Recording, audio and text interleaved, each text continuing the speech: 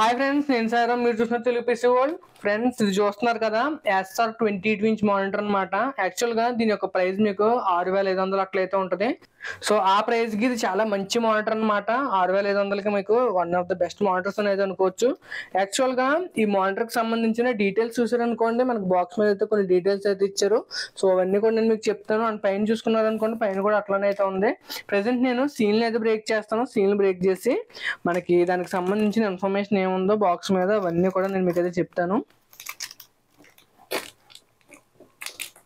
So మన box మీద చూసుకున్నాం అనుకోండి, ఫ్రంట్ సైడ్ మనకి దీనికి సంబంధించిన మ్యానుఫ్యాక్చరింగ్, ఎక్కడి నుంచి వచ్చింది, దీని డైమెన్షన్స్ ఏంటి, వెయిట్ ఏంటి, ఇవన్నీ రాశాడు.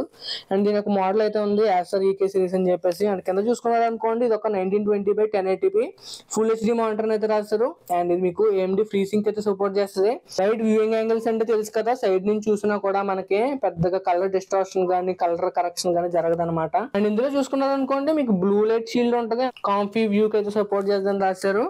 అండ్ మనకి వెనకాల కూడా సేమ్ అదే ఉంది. అండ్ సైడ్ చూసుకున్నారు అనుకోండి, ఇదే స్పెసిఫికేషన్స్ అయితే మళ్ళీ రాశారని అయితే అనుకుంటున్నాను.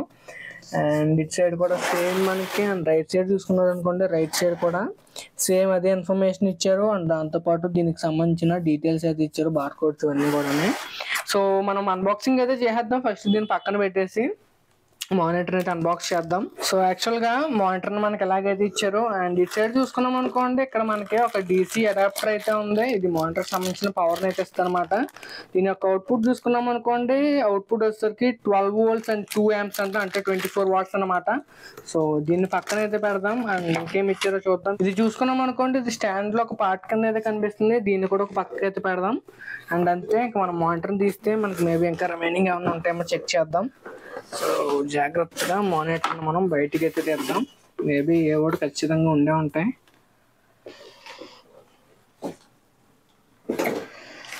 అండ్ స్టాండ్ ని పక్కన పెడతాను. అంటే మెయిన్ అన్ని కూడా మాకు హెల్ప్ అయితే చేస్తాను మా తమ్ముడు. సో పక్కన పెట్టేస్తాను. ఫస్ట్ మీకు మానిటర్ అయితే చూపిస్తాను. ప్యాకింగ్ కోసం మాట్లాడుకున్నాం అనుకోండి, యాక్చువల్ గా నేను ఇప్పటి వరకు అన్బాక్స్ చేసిన వాటి అన్నింటిలో కూడా వ్యూసానిక్ అయితే బెస్ట్ ప్యాకింగ్ అయితే ఇచ్చింది. వాళ్ళు కంప్లీట్ గా ఈ థర్మాకోల్ షీట్ లో కవర్ చేస్తారనమాట మన మానిటర్ అయితే. సో మానిటర్ అయితే నేను బయటికి తీసి పక్కకి అయితే పెడతాను. సో పక్కన ఎలా పెట్టేద్దాం, తర్వాత అయితే చూద్దాం. సో ఇందులో చూసుకున్నాం అనుకోండి, మనకి వీళ్ళు చాలా బుక్స్ అయితే ఇచ్చారు. వామ్మో, ఇన్ని బుక్స్ ఇచ్చారేంటి వీళ్ళు. మనం ఇందులో చూసుకున్నాం అనుకోండి, ఇందులో మనకి ఫస్ట్ HDMI కేబుల్ అయితే కనిపిస్తుంది. HDMI కేబుల్ పక్కన పెడదాం. అండ్ ఇది చూసుకున్నాం అనుకోండి, ఇది వచ్చేసరికి దీని మీద ఏమీ రాయలేదు వీళ్ళు. సో లోపల చూద్దాం. సో వారంటీ ఇన్ఫర్మేషన్ అనుకుంటున్నాను నేను. డిఫరెంట్ లాంగ్వేజెస్ లో ఇది ఇచ్చారు. అండ్ ఇది చూసుకున్నారనుకోండి, ఇది ఒక యూజర్ గైడ్ అనమాట. మనం ఎలా యూజ్ చేయాలి, దీని ఫీచర్స్ ఏంటి, ఇవన్నీ కూడా యూజర్ గైడ్లో అయితే ఉంటాయి. డిఫరెంట్ లాంగ్వేజ్ లో కూడా ఉంది ఇది కూడా.